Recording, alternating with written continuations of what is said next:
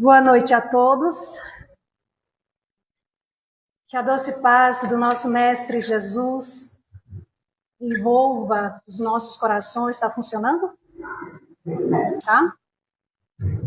Agora. Envolva os nossos corações em muitas bênçãos de luz e de muita paz. Agradecidos estamos ao Mestre Jesus por mais uma oportunidade de trabalho nesta casa de oração, de acolhimento, de fraternidade, que completa este mês de novembro 36 anos de fundação. E para nós é uma alegria imensa estarmos nessa data tão especial para mais um trabalho. Que o Senhor Jesus nos inspire e envolva os nossos corações em muitas bênçãos de luz e de muita paz. Havia um jovem que tinha presenciado a morte do seu pai de uma maneira muito cruel. E ele estava ali com o seu coração apertado, angustiado, porque ele não sabia o que iria acontecer também à sua irmã, que também tinha presenciado aquela morte terrível, que tinha presenciado, inclusive, que ele havia levado muitos açoites. Aquele jovem é levado para um grande navio, como um prisioneiro, como um escravo, se juntando a outros escravos, prisioneiros, para remarem aquela grande embarcação, saindo de Corinto. Seu nome, Gesiel. E ali naquela embarcação havia um outro jovem, romano, um passageiro ilustre. E esse passageiro ilustre, ele estava a caminho do porto de Neapafos. Seu nome, Sérgio Paulo. Acontece que ele é acometido por uma febre muito alta. E chagas purulentas começam a tomar conta de todo o seu corpo. O médico que estava ali naquela embarcação já não sabia mais o que fazer. Ele passa 3 dias quase que abandonado. Mas o comandante, que gostava muito dele, muito preocupado, foi falar com o feitor daquela furna onde se encontravam aqueles escravos. E pediu a ele que ele indicasse o melhor de todos os escravos. E ele indica Gesiel. E Gesiel, com o seu coração ali, amoroso, sereno, começa a tomar conta daquele passageiro ilustre com muito cuidado, com muita dedicação, com muito carinho, como se estivesse cuidando de um parente, um familiar. Sérgio Paulo começa a melhorar e vai se afeiçoando àquele pobre enfermeiro dedicado. Ele se recupera. No entanto, Gesiel, prestes a retornar na véspera de retornar à Furna, também é acometido por uma febre muito alta. Começa ali a aparecer os primeiros sintomas. Sim, ele havia sido contaminado. Mas se tratava de um escravo. Então o comandante vai falar com Sérgio Paulo e diz a ele que aquele que cuidou dele para que ele melhorasse havia sido contaminado. E dessa forma ele teria que ser lançado em alto mar para não contaminar os outros. Mas Sérgio Paulo não admite. Ele já tinha se afeiçoado a Gesiel. Então ele vai falar com o feitor, pedir ajuda para que ele ajudasse a libertar para sempre aquele escravo. Ele se aproxima de Gesiel e diz que pelo fato dele ter sido contaminado, o comandante havia dado ordem para ele ser lançado, jogado ao mar. Mas ele tinha um outro plano. E o plano era que ele iria ser deixado nas margens do rio Jope, ali no porto de Jope, com algum dinheiro. E ele disse a Gesiel: dar-te-ei a liberdade, mas só Deus poderá conceder-te a vida. No entanto, caso você se recupere, se restabeleça, é preciso ser um novo homem, com outro nome. E assim aconteceu. E quem já leu Paulo e Estevão vai ver que ele ali, acolhido na casa do caminho, ele começa a se afeiçoar a Pedro como se fosse um filho dedicado a um pai amoroso. E quando Simão Pedro fala que Jesus tinha vindo e tinha deixado a mensagem de Deus para todos os séculos, Gesiel se emociona. E ele quer saber mais. Ele quer entender mais. Ele quer ler aqueles evangelhos, aqueles pergaminhos. E em poucos minutos, Simão Pedro coloca ali em suas mãos os pergaminhos do Evangelho e narra Emmanuel que Gesiel não leu. Ele devorou, afirmando que havia encontrado o tesouro da vida.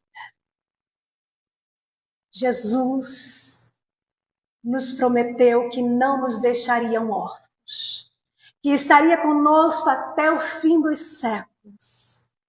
E enviou o Consolador prometido, a doutrina de Jesus, que vem nos consolar, que vem nos incentivar ao estudo, que vem nos incentivar ao trabalho do bem, do amor, da caridade. Então, aproveitemos essa luz que chegou até nós. Pedro, então, batiza Gesiel com o nome grego, Estevão. E Estevão começa a pregar inflamado de luz. Vai dizer Emmanuel que a sua pregação era cheia de alegrias, de emoções, de inspirações, de lágrimas, tocando a outros corações. Até que um dia, um outro jovem de 30 anos chega em Jerusalém, de volta de viagem. Procura o melhor amigo, Sadoc. E fica sabendo através dele que havia ali um pregador na casa do caminho. E o pregador estava famoso, falava daquele crucificado, de Jesus de Nazaré. E ele se inquietou. Como assim? Um pregador? Mas eu sou o pregador. Era assim que ele se achava, vaidoso, orgulhoso, rico, bonito. Ele não admitia que houvesse um outro famoso. E ele chama o seu amigo para ir à casa do caminho. Vamos lá, eu quero ver de perto quem é esse.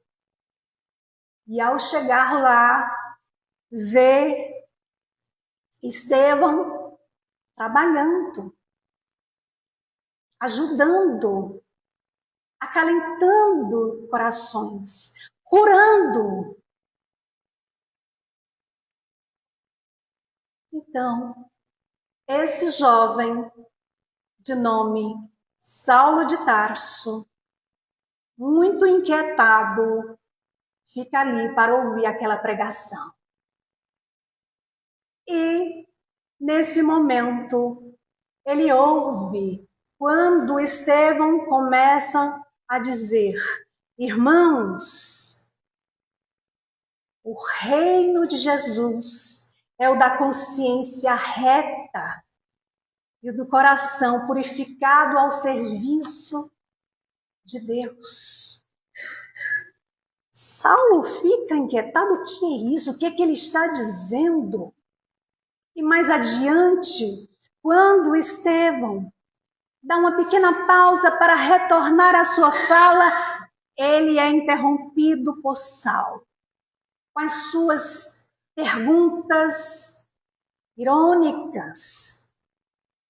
Mas Estevão não se abala, porque a paz que ele trazia em seu coração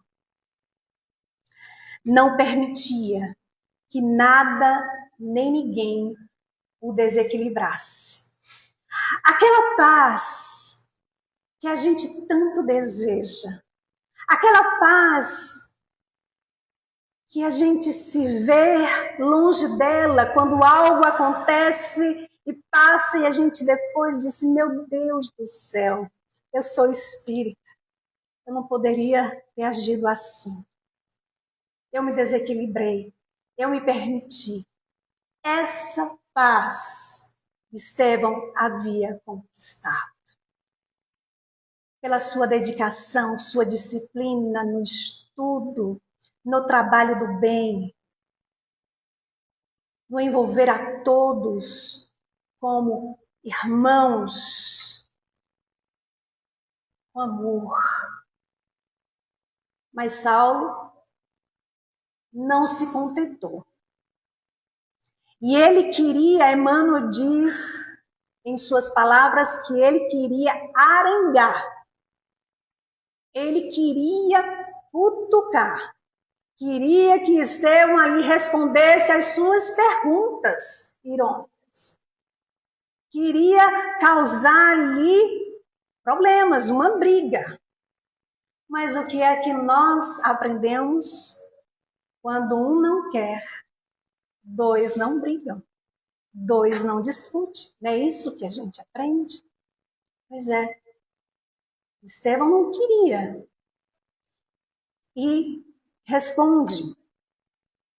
Jesus teve a preocupação de recomendar aos seus discípulos que fugissem do fermento das discórdias, das discussões.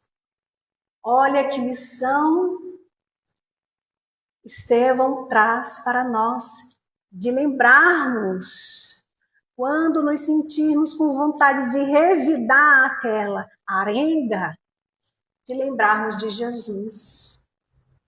Lembrar que ele recomendou para fugir do fermento das discussões e das discórdias. Mas Saulo parecia possesso de fúria. E ele quis lembrar a Estevão, olha, o Sinédrio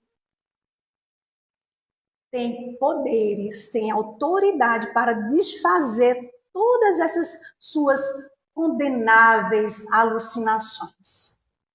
Saulo, coitado, achava que Estevão estava alucinado. Tadinho. Mas Estevão, com muito carinho, com muito amor no coração, ele diz, amigo, o Sinédrio tem 1000 meios de me fazer chorar, mas desconheço poderes que me faça, que me obrigue a renunciar ao amor de Jesus Cristo, fortalecendo a sua confiança em Jesus. Mais outra lição para nós, para nos mantermos firmes, confiantes em Jesus.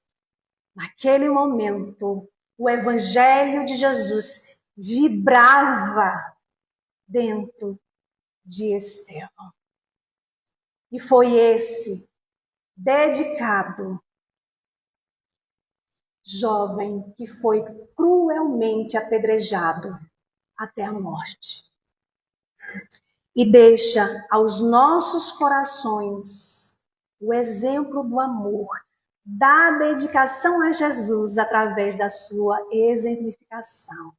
De seguir a regra áurea, façamos aos outros tudo aquilo que gostaríamos que a nós fosse feito, ou seja, tratemos o outro como gostaríamos de sermos tratados. Por vezes, pode aparecer aqueles que tentam nos desequilibrar,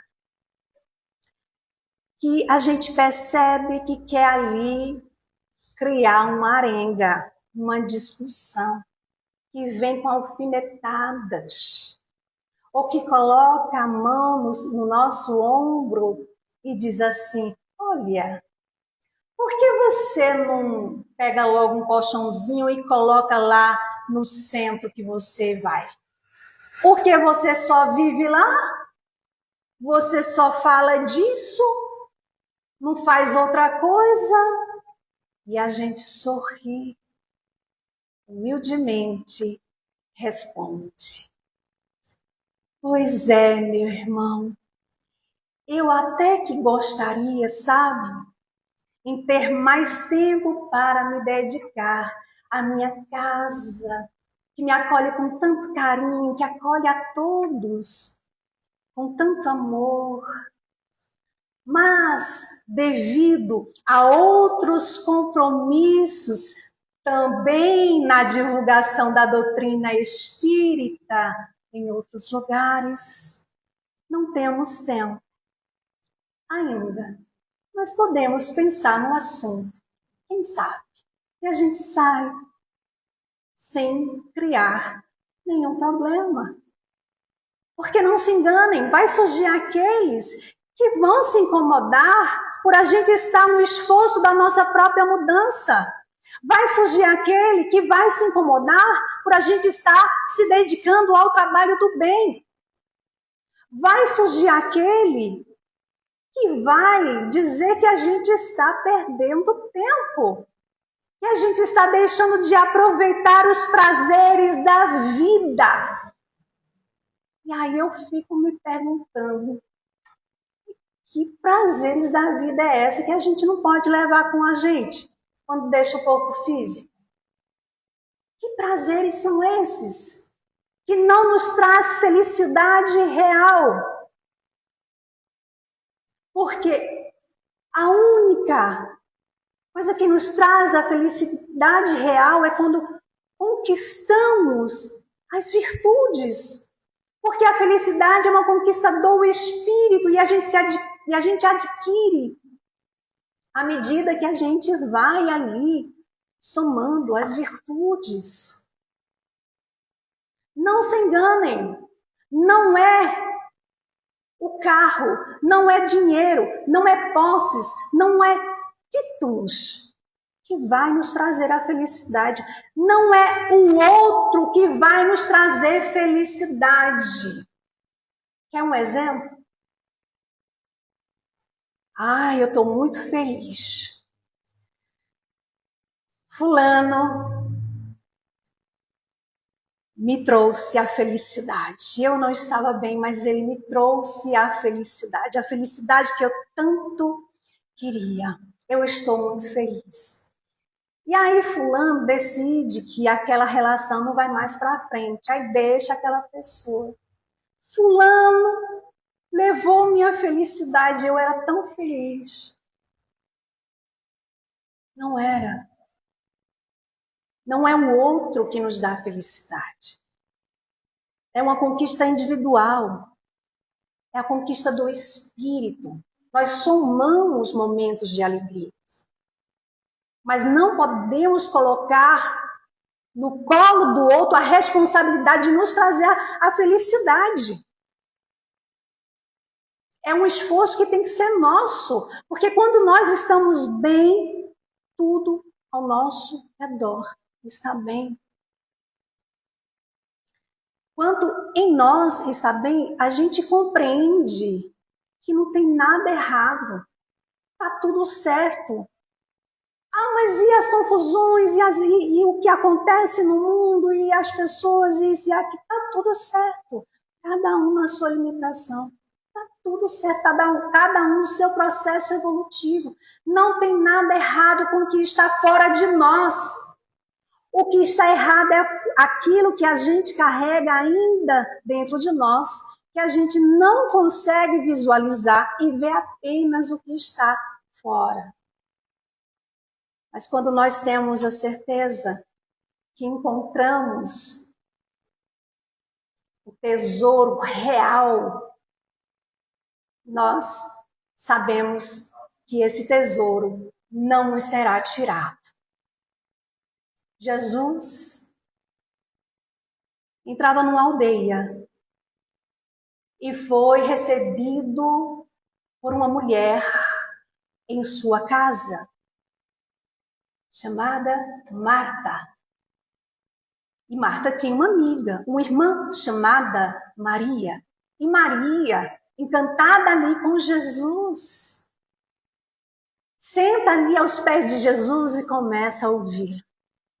Mas Marta não, Marta estava muito ocupada, tinha muitos afazeres. Eu imagino que ela tinha muita louça para lavar, muita comida para fazer, a casa estava daquele jeito. Quem é dona de casa sabe como é a situação. Não é nada fácil, termina uma coisa, já vem outra. Você faz o café da manhã, já está pensando o que vai fazer no almoço. Não para. E assim estava Marta. Ela se incomoda, chega para Jesus e diz: Senhor, não se incomoda, não se importa que Maria não venha me ajudar, estou precisando tanto. Estou fazendo tudo sozinho. E Jesus responde: Marta, Marta, estás inquieta e preocupada com muita coisa, mas o pouco é necessário. Jesus não diz para deixar de fazer, para cumprir com os nossos deveres. Mas ele diz o pouco é necessário. Maria escolheu a boa parte que não lhe será tirada. Então é esse olhar que nós somos convidados a ter. De estarmos no mundo, mas não sermos do mundo. De participarmos do que é nos oferecido no mundo material. Mas não colocar como o verdadeiro tesouro. É preciso ter tempo para nos dedicar aos valores espirituais, que não nos será tirado. Então, se estamos no esforço por nos melhorar, não nos incomodemos com os comentários do outro, porque cada um age, sente e fala de acordo com o seu entendimento e está tudo certo. Mas Saulo não entendeu coisa nenhuma. Para ele achava que, inclusive, quando Estevão estivesse ali sendo apedrejado, ele iria renunciar a Jesus. Só que não foi o que aconteceu. E ali, naquele momento em que ele está prestes a deixar o mundo físico, Saulo olha para ele e vê que ele estava com aquela paz ainda. Mas como é possível? Ele está prestes a morrer. O olhar de Estevão brilhava. Seu semblante era de paz. Nem no momento de morte. Saulo fica sem entender que paz é essa? Que Cristo é esse capaz de transformar? Mas Saulo teria logo mais todas as suas respostas para as suas inquietações. Porque depois do encontro com Jesus ali às portas de Damasco, lá na frente, quando ele começa a ouvir os conselhos de Gamaliel, seu mestre, ele chega à conclusão que Gamaliel estava certo. Sim, era necessário exterminar o homem velho para fazer nascer o homem novo, renovado. E o homem velho diz respeito ao orgulho, ao egoísmo, à vaidade, trazido de muitos tempos. Saulo vai para o deserto de Dan. E ali ele é acolhido por um casal, Áquila e Prisca. Só que esse casal não sabia que estava acolhendo aquele perseguidor dos cristãos. Até porque Áquila e Prisca haviam fugido de Jerusalém justamente por conta das perseguições. Saulo é acolhido com muito amor. Mas ele ali trazia o sentimento de culpa. Seu coração começava a ficar muito apertado, porque ali aqueles laços de amizade foram se fortalecendo. Eles estudavam juntos pergaminhos. Até que um dia, ele perguntou aos novos amigos: Áquila, o que você faria se de repente você se visse diante daquele verdugo, daquele perseguidor dos cristãos? E Áquila responde: procuraria estimar nele um irmão. E você, Prisca, o que você faria? E ela responde: seria uma ótima ocasião de testemunhar o amor que Jesus exemplificou nas suas divinas lições. Olha as lições que esses dois trazem aos nossos corações. Seria uma ótima ocasião de testemunhar o amor que Jesus exemplificou em suas lições divinas. Quantas ocasiões desperdiçamos de nos aproximar daqueles que nos olham com desdém, ou que olhamos, que não simpatizamos. Quantas ocasiões, quantas lições ouvimos em palestras, achamos muitas vezes bonito. Nossa, que lição bonita. Mas o que extraímos para os nossos corações? O que trazemos para nós? E esse casal estava ali pensando, o que será? Que Saulo vem com essas perguntas. E é nesse momento que Saulo, com sua voz embargada, com muita humildade, ele fala: meus amigos, sob a inspiração do Senhor, é justo que confessemos uns aos outros. As minhas mãos calejadas no trabalho, o meu esforço por bem aprender as virtudes da fé, que ambas têm exemplificado, a meus olhos, devem ser um atestado da minha renovação espiritual. Sou Saulo de Tarso, o sanhoso perseguidor. Se muito errei, hoje muito necessito. Na sua misericórdia, Jesus rasgou a túnica miserável das minhas ilusões. Meus amigos,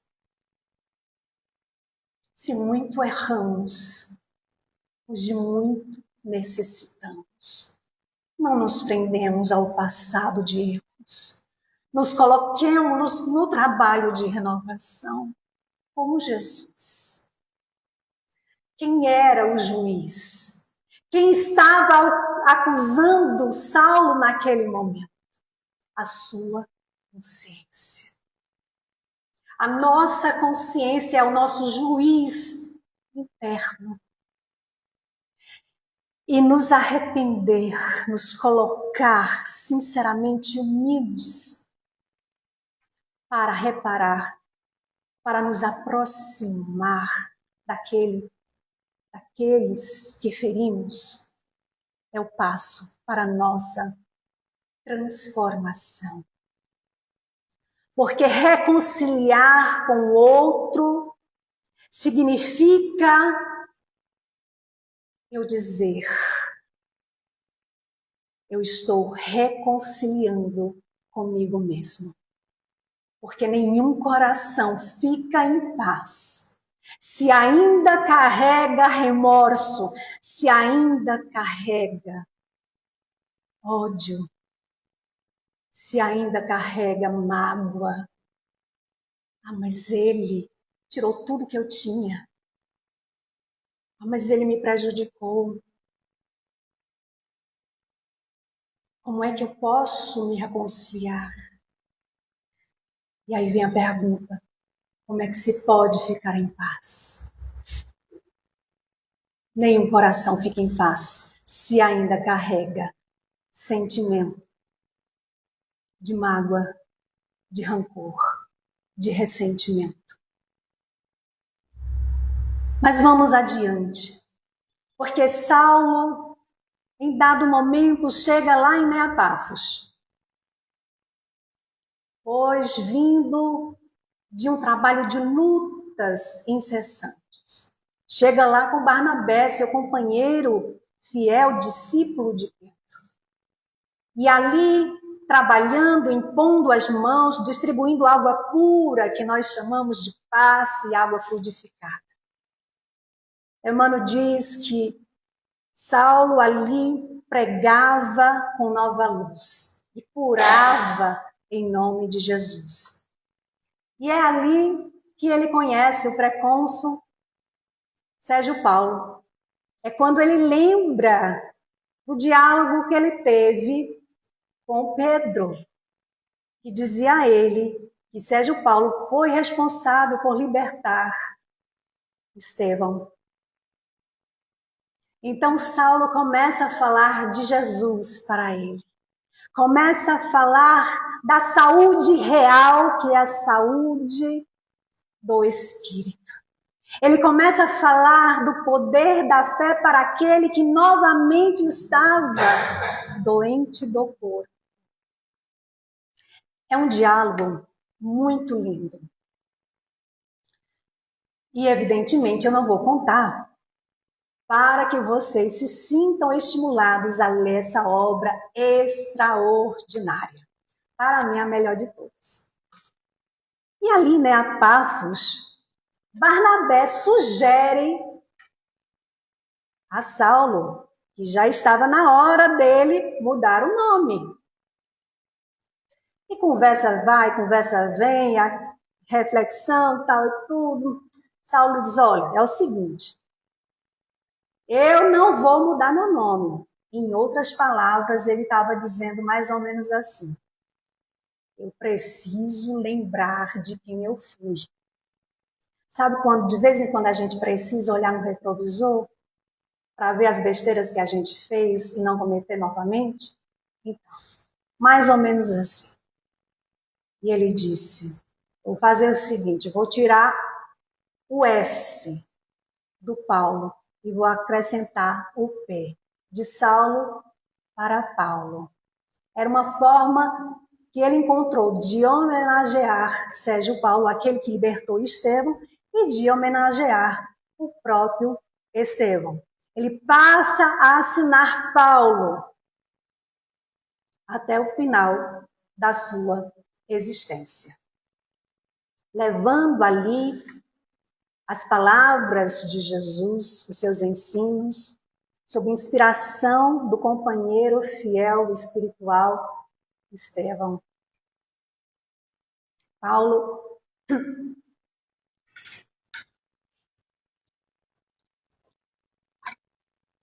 aproveitava cada minuto, cada situação, cada momento para expressar a sua gratidão. E dizia, não há maior glória neste mundo que a de estar o homem a caminho do Cristo. E lembrava, o mestre foi ao encontro do Pai através dos martírios da cruz. Irmãos, abençoemos a nossa cruz de cada dia. Por mais difícil, por mais dolorosa, por mais pesada que sintamos que ela esteja, lembremos de Jesus e sigamos adiante, confiantes. Porque Paulo, mesmo preso, ele não deixava de ajudar. Ele ajudava a todos. A uns, ele aliviava o coração com as alegrias da boa nova. A outros, curava moléstias crônicas e dolorosas. Até que um dia, ele enfim pôde dizer, já não sou eu quem vive. Cristo vive em mim. Está registrado em Gálatas 2:20. Paulo de Tarso, depois de ter caminhado quilômetros e quilômetros, divulgando ali o Evangelho do Cristo a pé, depois de ter passado por muitas lutas, sede, fome e frio, depois de ter passado por diversas perseguições, enfermidades, desilusões, humilhações, apedrejamentos, açoites, encarceramentos, vamos encontrá-lo preso em Roma. Chega um militar, chefe, trazendo a sentença de César, que ordenava que ele fosse sacrificado. E esse chefe militar diz a ele: deveis saber que estás vivendo os últimos minutos. Paulo, com o seu olhar brilhante, com a paz que ele agora tinha conquistado, de mãos ali amarradas, ele surpreende a todos com sua majestosa serenidade e diz: os discípulos de Jesus não temem os algozes, que só podem aniquilar o corpo. Quando o convertido de Damasco morre para o mundo físico e se vê ali diante de um quadro singular, Jesus à sua frente, Estevão do lado direito, a sua amada Abigail ao lado do coração. Ele, qual criança, procura ali o olhar de Jesus. O mestre sorriu, indulgente, carinhoso, e diz: sim, Paulo, ser feliz. Vem agora aos meus braços, pois é da vontade de meu Pai que os verdugos e os mártires se reúnam para sempre no meu reino. Ser benevolente, ser indulgente, perdoar, é viver em Cristo. Pegar a nossa cruz, levantar e seguir com Jesus é caminhar com Ele. Compreender quando Ele disse: venham a mim todos vós que estáis cansados e sobrecarregados, e eu vos aliviarei. Tomai sobre vós o meu jugo e aprendei de mim, que sou manso e humilde de coração. Pois o meu jugo é suave e o meu fardo é leve. Atender a esse chamado do Mestre é sentir que o Cristo vive em nós. Que possamos a cada dia nos esforçarmos para estudar, para trabalhar no bem, no amor, na caridade. E um dia poder dizer: já não sou eu quem vive, Cristo vive em mim. Muita paz a todos.